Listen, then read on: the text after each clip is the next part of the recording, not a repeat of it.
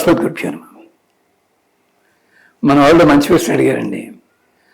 చాలామంది work from home చేస్తుంటామండి, ధనం సరిగ్గా రావటం లేదు, కానీ ధనం బాగా రావాలంటే ఏం చేయాలి? మీరు వర్క్ ఫ్రమ్ హోమ్ అనకుండా అంటే అది బాగుండేదేమో. వర్క్ ఫ్రమ్ హోమ్ అంటే నాకు నవ్వొచ్చింది.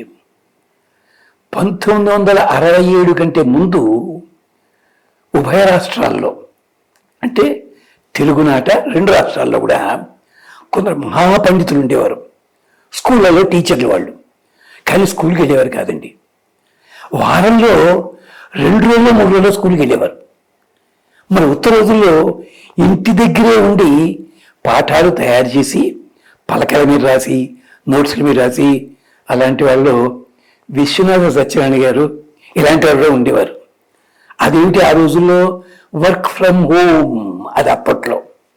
పైగా దాన్ని ఏమనేవారు, ఏమి తోచకపోతే ఉపాధి రాకపోతే ఉపాధ్యాయుడు అని వేళాకోవడం చేశారు వాళ్ళు. పాప జీతాలు లేక, అంటే తినడానికి లేక బడిపంతులు అనేవారు. ఇవాళ అదే ఫ్యాషను వర్క్ ఫ్రమ్ హోమ్ అని, ఇక్కడే కూర్చొని మనం చేస్తున్నాం. అప్పుడు కంప్యూటర్ లేవు, పలకలే ఉండేవి, పలకలు ఇవన్నీ ఉండేవి, కాగితాలు లేవని.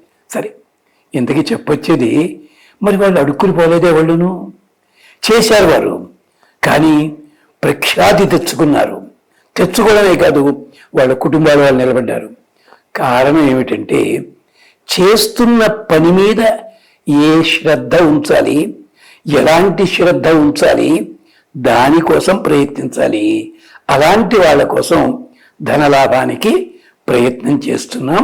అందుకని వర్క్ ఫ్రమ్ హోమా, వర్క్ ఫ్రమ్ ఆఫీసా, ఇది పక్కనట్టే పెట్టండి, కాదంటలేదు. కానీ వర్క్ ఈజ్ వర్షిప్ అన్నాడే వాడు, ఎవడో ఇంగ్లీష్ వాడు, అది పెట్టుకుంటాం కదా, చెయ్యాలి కదా. అది అంచేత నువ్వు చేస్తున్న పని ఎక్కడ ఉండి చేస్తున్నా కానీ శ్రద్ధ వహించి చెయ్యి. ఇది మొదట మీరు ఆలోచించుకోండి. నేను వర్క్ ఫ్రమ్ హోమ్ చాలామంది చూశాను, వాళ్ళు మధ్య మధ్యలో ఫోన్లు మాట్లాడుతుంటారండి. ఆ భాష సంస్కారవంతులు కూడా మాట్లాడడానికి అసహించుకునేలాంటి పదాలతో మాట్లాడతారు. అయ్యా, ఎవడి మీద కోపం వచ్చినా ముందు ఈ భాషా సాంకర్యం మార్చండి, భాష చూసుకోండి. అంచేత సరే, ఇప్పుడు మీరు అడిగిన మంత్రం అడిగారు, తప్పకుండా చెప్తాను. ఏమిటంటే, అది వర్క్ ఫ్రమ్ హోమ్లో మీకు ల్యాప్టాప్లు ఉండనివ్వండి, కంప్యూటర్లు ఉండనివ్వండి, మరొకటి ఉండనివ్వండి, లేదా మీరు చేసుకునే కొన్ని ఉత్పత్తులు ఉంటాయి, అలాంటివండి. ఆ గల్లా పిట్టలకి, ఆ కంప్యూటర్లకి, వాటికి కూడా శ్రీ మహావిష్ణువు క్షీరసాగర మథనం చేస్తున్న ఫోటో ఉంటుంది చూసారా, అది దానికి పెట్టుకోండి. కంప్యూటర్ బొట్టెట్టమని అంటే లేదు, నేను ముందుగా మొహాన్ని బొట్టెడు దాన్ని అన్నం పెట్టి కూర్చోండి. ఇప్పుడు ఒక శ్లోకం చెప్తా. ఈ శ్లోకాన్ని తప్పనిసరిగా పూజ గదిలో కూర్చుని 108 సార్లు చదవండి. చేతగా టైం కుదరదనుకండి.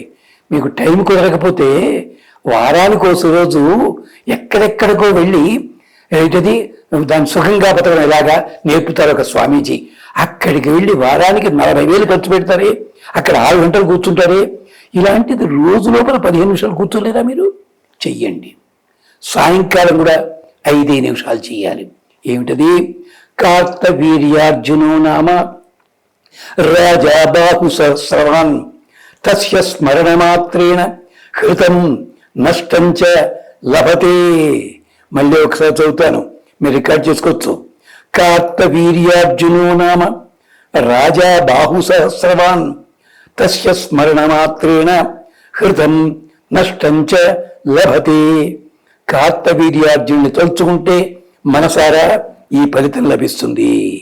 పూజ గదిలో ఏం చేయాలో తెలుసిన, అరచేతి సైజు రాగి పళ్ళెం తీసుకోండి, దాంట్లో నెయ్యి వెయ్యండి, నూనె వెయ్యండి, 9 ఎర్ర ఒత్తులు వెయ్యండి.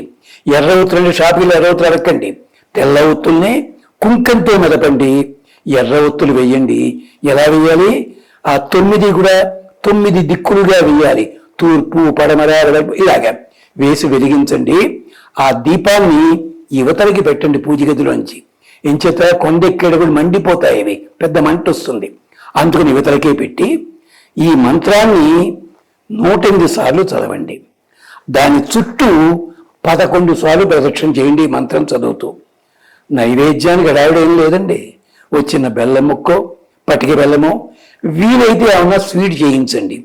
లేదంటారా గ్లాసుడు పాలు కాచిన ఉంటాయి కదా, దాంట్లో ఒక తేనె చుక్క వేసి నైవేద్యం పెట్టండి. ఇది ముందుగా మీకు టెస్ట్ కావాలి కదా, ప్రతిదానికి టెస్ట్ చేసుకుంటారు.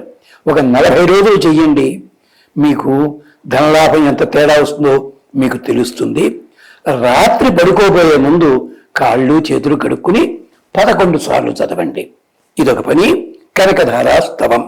కొందరు మేము ఊళ్ళు ఎడుతుంటామండి, మాకు కుదరదండి, పూజలు చేయాలా? సంతోషం, మనసులో అనుకో. ఇంట్లో ఉండే ఎవరో ఉంటారు కదా, చెయ్యండి. అంటే ప్రతిదానికి ముందు నెగిటివ్ థింకింగ్ ఎందుకు ఉంటుంది మీకు? ఈ శ్లోకం 108 చదవడానికి పెట్టేది మొదట్లో కొంచెం కష్టం అవుతుంది, కానీ తర్వాత 5 రోజులు చదివితే అది 10-12 నిమిషాల్లో అయిపోతుంది. అది చెయ్యండి. అది మొదటిది. రెండోది కనకధారాస్తవం. బస్ స్టాండ్లో నిలబడి మాత్రం చదవకంటే ఓ చోట కూర్చుని చదవండి దాన్ని. ఈ మధ్య చాలా మంది చూస్తారు కనకధార లేదా లలితా సహస్రం బస్ స్టాండ్లో చదివిస్తుంటారు. చదవకూడదు అలాగా. అమ్మే, అమ్మని అమ్మ అని పిలవండి, నాన్న పిల్లవని మాత్రం పిలవకండి దయచేసి. అంచేత కనకధారాస్తవం చదవండి. ఇంకా మాకు టైం ఉందంటారా, సుందరకాండలో హనుమంతుడు సీతాదేవికి ఉంగరం ఇస్తాడు ఘట్టంలో, అది చదువుకోండి. వీటికి నైవేద్యాలు చాలా సులభము. ఏమిటది? పానకం, వడపప్పు. ఈ కనకధారాస్తవం ఇంట్లో భార్యాభర్త ఇద్దరూ కూడా చదవచ్చును. అద్భుతంగా ఫలితం మనకి లభిస్తుంది. ఇది గుర్తుపెట్టుకోండి. అది వర్క్ ఫ్రమ్ హోమా, వర్క్ ఫ్రమ్ ఆఫీసా, ఇప్పుడు తప్పకుండా ఫలితం లభిస్తుంది. స్వస్తి.